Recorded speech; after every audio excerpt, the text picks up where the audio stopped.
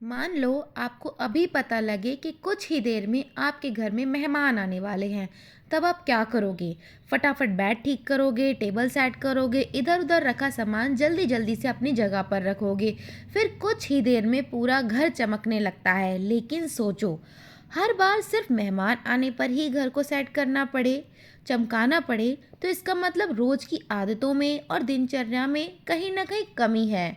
घर को व्यवस्थित रखने का तरीका ये नहीं कि सिर्फ मेहमान आने पर ही हम घर को ऑर्गेनाइज करें, बल्कि सही तरीका ये है कि हम रोज के कामों में अपनी दिनचर्या में छोटी छोटी और ज़रूरी आदतों को अपना लें, ताकि हर समय हमारा घर साफ, व्यवस्थित और सजा हुआ दिखाई दे। क्योंकि घर सिर्फ मेहमानों को दिखाने के लिए नहीं होता, बल्कि घर हमारे सुकून के लिए होता है।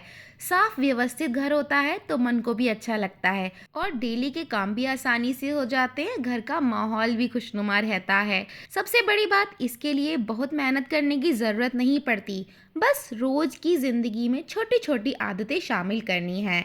इसलिए आज इस वीडियो में मैं ऐसी आदतों के बारे में बताना चाहूँगी जिन्हें अगर आप धीरे धीरे अपने दिनचर्या में शामिल कर लेंगे तो घर हमेशा साफ सुथरा, व्यवस्थित, सजा हुआ, सुकून भरा दिखाई देगा। So hello friends, welcome back to my channel. मैं हूँ रजनी। तो चलिए जानते हैं कुछ ऐसी आदतों के बारे में। नंबर 1, हर मेंबर की जिम्मेदारी। घर की सफाई सिर्फ हमारे करने से नहीं, बल्कि घर के हर सदस्य के करने से होती है।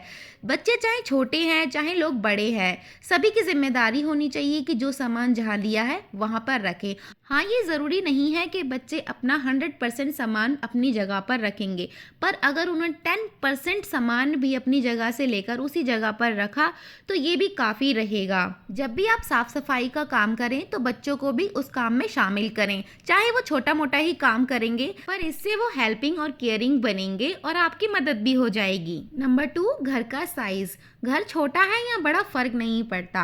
घर छोटा है तो प्रॉब्लम आती है कि उसको ऑर्गेनाइज कैसे करें, और घर बड़ा है तो प्रॉब्लम आती है कि उसको मैनेज कैसे करें। अगर छोटा घर है तो उसके टाइम टू टाइम डिक्लटरिंग करते रहें ताकि वो ऑर्गेनाइज रहे, सामान जहाँ रखना चाहिए वहाँ रखें। और घर बड़ा है तो उसको मैनेज करना की प्रॉब्लम आती है, पर उसको साफ रखना आप ही की जिम्मेदारी है। अगर नहीं हो पाता तो आप हेल्पर रख सकते हैं और ऊपर की काम खुद कर सकते हैं, जिससे घर साफ और व्यवस्थित रहेगा और तभी सुकून मिलेगा। नंबर 3, अंदर भी साफ, बाहर भी साफ। जब भी कोई नेबर या रिलेटिव आते हैं तो सबसे पहले वो क्या देखते हैं? Outside lobby, shoe rack. अगर घर बड़ा हो बट बिखरा हो तो नेगेटिव सा लगता है, पर अगर छोटा भी घर हो पर ऑर्गेनाइज हो तब भी वो पॉजिटिविटी लाता है। तो साफ घर आपकी सोच को, लाइफस्टाइल को दिखाता है। तो घर के अंदर की साफ सफाई के साथ साथ बाहर के एंट्रेंस पे भी साफ सफाई रखें। नंबर 4, दिखावे के लिए सफाई नहीं। घर मेहमानों के दिखावे के लिए नहीं बना, आपके लिए बना है। तो घर को साफ सुथरा और व्यवस्थित अपने लिए रखें, तभी मन शांत रहेगा, घर सुकून देगा, पॉजिटिविटी लाएगा, काम में मन लगेगा और देखने में भी अच्छा लगेगा। नंबर 5, पूरा घर एक दिन में साफ। अक्सर जोश में आकर हम पूरा घर एक ही दिन में चमका देते हैं और थक जाते हैं, फिर 2-3 दिन छोड़ देते हैं, टाल देते हैं। बट घर डेली यूज होता है तो क्लीनिंग भी डेली होनी चाहिए। तो एक ही दिन में सारा काम ना करके डेली बेसिस पर थोड़ी थोड़ी सफाई करनी चाहिए। इससे ना तो थकान होती है, घर भी ऑर्गेनाइज दिखता है। और याद रखें, घर साफ करना है, एक दिन की बड़ी सफाई नहीं करनी। Number 6, small work daily. घर एक दिन में गंदा नहीं हुआ है, एक दिन में भरा नहीं है, तो एक दिन में साफ कैसे हो सकता है? रोज थोड़ा थोड़ा करें। एक दिन में कबर्ड साफ कर दें, नेक्स्ट डे में सेल्फ साफ कर दें, फिर किसी दिन में एक कोना कर दें, कभी किचन की रैक कर दें, कभी किचन की सिंक कर दें, तो कभी किसी की अलमारी कर दें। फिर आप देखेंगी कि धीरे धीरे पूरा घर संभलने लगा है। घर में पहले से ही बहुत काम है, तो हर दिन कुछ एक्स्ट्रा प्रोडक्टिव करने से आप ही को सेटिस्फेक्शन मिलेगा। जो लेडीज छोटी छोटी हैबिट्स को फॉलो करती हैं वही बड़े बदलाव कर पाती हैं, वो भी बिना स्ट्रेस के। नंबर 7, एक दिन सब कर लूंगी। कई लेडीज वीक में एक दिन या मंथ में एक दिन सोच लेती हैं और सोचती हैं कि उस दिन मैं सब काम कर लूंगी, बट इससे क्या होता है? प्रेशर रहता है। उस दिन काम करने से पूरा शरीर थक जाता है, मन इरिटेट हो जाता है और नेक्स्ट बार सफाई करने के लिए सोचते ही डर लगने लग जाता है, थकान सी फील होने लग जाती है। अरे भाई, ये कोई रेस नहीं है। घर का बिखरना और संभलना डेली की जर्नी है, तो थोड़ा थोड़ा करो, मन खुश भी रहेगा और काम इंजॉयबल भी लगेगा। Number 8, D cluttering habit. जब तक अननेसेसरी आइटम घर में है तो घर व्यवस्थित ऑर्गेनाइज हो ही नहीं सकता। हम हमेशा टूटे फूटे सामान को, पुराने कपड़ों को, केन, कंटेनर सभी को रख लेते हैं ये सोचकर कि कभी ना कभी तो काम आ ही जाएंगे।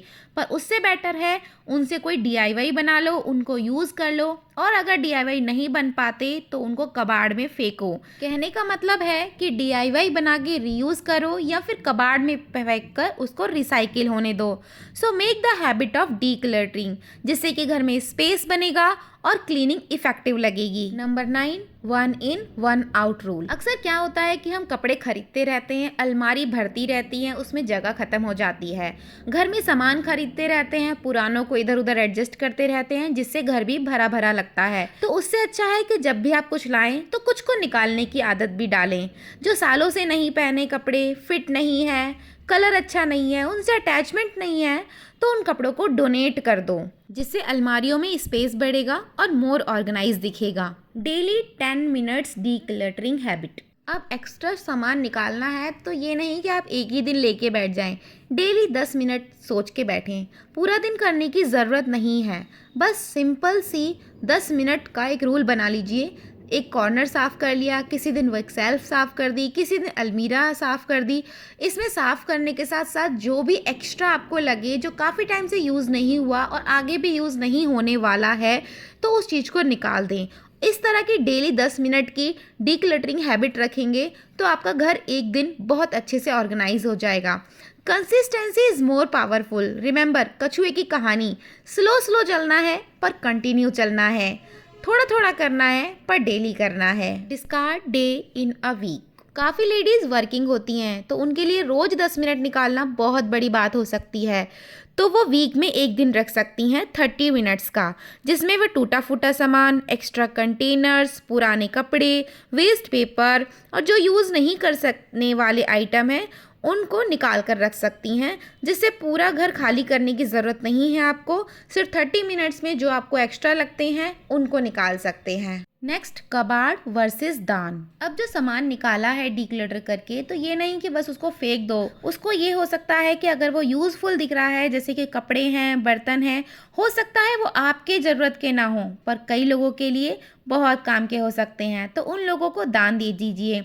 हाँ, बहुत सामान ऐसे होते हैं जो टूट फूटे होते हैं, जो बिल्कुल यूज़ ही नहीं हो सकते, फटे पुराने कपड़े हो सकते हैं, तो उनको कबाड़ में फेंक दीजिए, मतलब रिसाइकिल होने के लिए। Next, fix washing day. हर रोज़ तो हम कपड़े धोते ही हैं, पर कभी कभी ऐसी चीज़ें भी होती हैं जो हम डेली नहीं धो सकते, जैसे कि सॉफ्ट टॉय। बच्चों की सॉफ्ट टॉय होते हैं तो उनके लिए एक दिन डिसाइड कर लीजिए मंथ में या 2 मंथ में, तो उनको अच्छे से वॉश कर दीजिए, क्योंकि बच्चे इनको लेते हैं और इनमें डस्ट होती है जो दिखाई नहीं देती, तो उनको हम क्लीन करके रखेंगे तो हमेशा ये साफ़ सुथरे और सुंदर दिखाई देंगे।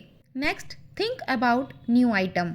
अब तक हमने बात की जो पहले से सामान घर में है उसको रखें या निकालें, उसी को कहते हैं डीक्लटरिंग।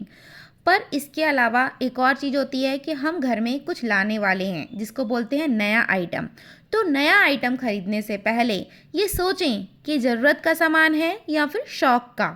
अगर शौक़ का है तो वो कुछ ही दिनों में बोझ ना बन जाए, डीक्लटर ना बन जाए, यूज़लेस ना हो जाए। तो खरीदने से पहले एक बार ज़रूर सोचें। अगर वो ज़रूरत का नहीं है और हम नहीं खरीदेंगे तो आज हमारे पैसे भी बचेंगे और फ्यूचर का डीक्लटर भी। तो किसी भी नए सामान को खरीदने से पहले एक बार ज़रूर सोचें कि ये कितना यूज़फुल है और कितने टाइम तक यूज़फुल रहेगा। नेक्स्ट, ज़्यादा सामान ज़्यादा सफाई। जब घर में ज़्यादा सामान होता है तो ज़्यादा सफाई भी करनी पड़ती है, जिसकी वजह से सफाई लंबी हो जाती है और अक्सर हम उसे टाल देते हैं, और साथ में घर का स्पेस भी कम दिखाई देता है। तो घर में सिर्फ उतना ही सामान रखें जो आपकी ज़रूरत का है, जिससे स्पेस भी मिलता है, ऑर्गेनाइज भी रहता है, सफाई भी छोटी हो जाती है और घर हमेशा व्यवस्थित और शांत दिखाई देता है। हर चीज़ की फिक्स जगह हो। अक्सर देखा जाता है और ज़्यादातर सभी घरों में देखा जाता है कि छोटे छोटे आइटम अक्सर खो जाते हैं, जैसे कि क्लिप, नेल कटर, कभी कीज़ नहीं मिलती तो कभी कुछ और नहीं मिलता, और जब ज़रूरत पड़ती है ना तो बस हम ढूंढते ही रह जाते हैं। तो सभी चीज़ों के लिए एक सेपरेट कंटेनर रखें जिस पे लेबल कर लें, जिससे ऑर्गेनाइज भी रहेंगे सामान भी और घर भी। सभी के लिए एक सेपरेट सेल्फ रखें।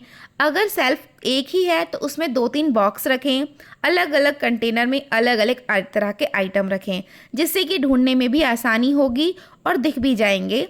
और सभी को ये बताया भी जाए कि जो चीज़ जहाँ से ली है वो वहीं पर रखी जाए। कई बार हम सेल्फ बना लेते हैं, बॉक्सेस बना लेते हैं, कंटेनर बना लेते हैं और जब लेते हैं तो उसको दूसरी जगह पर रखते हैं और फिर वही परेशानी आती है खोने की। तो जो चीज़ जहाँ से ली है उसको वहीं रखें और सबके लिए सेपरेट ऑर्गेनाइज़र बनाए जाएं, क्योंकि क्लीनिंग का मतलब सिर्फ डीक्लटरिंग करना नहीं है, सभी सामानों के लिए सही जगह बनाना भी ज़रूरी है। आई होप कि वीडियो आपको पसंद आई होगी। आशा करती हूँ कि इन छोटी आदतों को दिनचर्या में शामिल करेंगी और घर व्यवस्थित करने में बड़े बदलाव लाएंगी। मिलते हैं नेक्स्ट वीडियो में, तब तक के लिए बाय बाय, टेक केयर। मेरा चैनल सब्सक्राइब नहीं किया तो प्लीज़ सब्सक्राइब कर लेना। वीडियो पसंद आई हो तो लाइक ज़रूर करना और अपना कमेंट करके बताइएगा कि आपको वीडियो कैसी लगी। और मैं भी परफेक्ट नहीं हूँ, तो आपके सुझावों का मैं स्वागत करती हूँ। तो कमेंट में आपके सुझाव भी दीजिएगा ताकि उन्हें मैं अपना सकूँ।